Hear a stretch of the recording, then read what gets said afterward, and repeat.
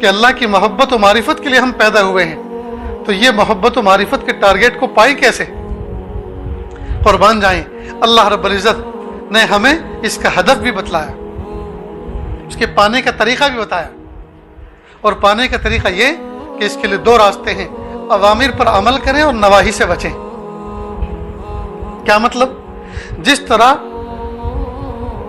Railway track ہوتی ہے، rail کی پٹری ہوتی ہیں اور دو ہوتی ہیں، انجن اسی وقت چل سکتا ہے جب دونوں پٹری صحیح سالم ہو، ایک صحیح سالم ہو اور دوسری ناقص ہو، ایک صحیح سالم ہو جی اور دوسری سرے سے نہ ہو، تو ریل کا انجن ٹرین کے ڈبے کو لے کے منزل پہ نہیں پہنچ سکتا۔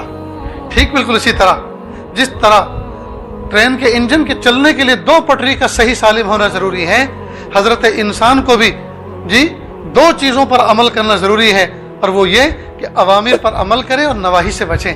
اوامر کسے کہتے ہیں؟ اللہ پاک نے جو کاموں کے آرڈرز دیے ہیں، جن کاموں کے کرنے کے اللہ پاک نے احکام دیے ہیں، ان احکام کو فالو کریں، اور جن کاموں کے نہ کرنے کے اللہ پاک نے حکم دیا ہے ان کاموں سے بچیں۔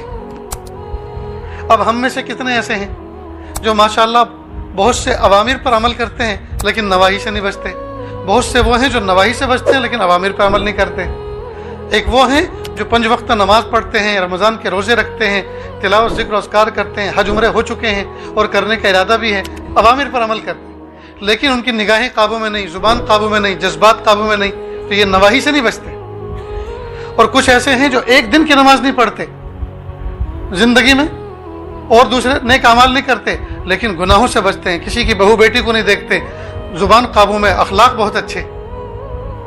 تو ان کے اندر ایک خوبی ہے تو دوسری کمی ہے، اور ان کے اندر ایک خوبی ہے تو یہ کمی ہے۔ دونوں کے اندر دونوں چیزوں کا ہونا ضروری ہے، اوامر پر عمل کریں اور نواہی سے بچیں۔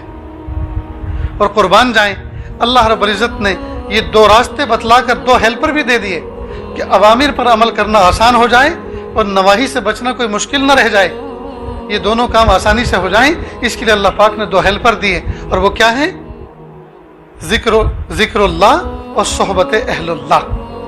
جو بندہ ذکر اللہ کرتا ہے، قرآن پاک کی تلاوت کرتا ہے، اللہ کا ذکر کرتا ہے اور اللہ والوں کی صحبت کو اپناتا ہے، تو ان دونوں کی برکت سے اللہ پاک دونوں پہ عمل کرنا آسان کر دیتے ہیں، یعنی اوامر پر عمل کرنا آسان کر دیتے ہیں، نواہی سے بچنا آسان فرما دیتے ہیں۔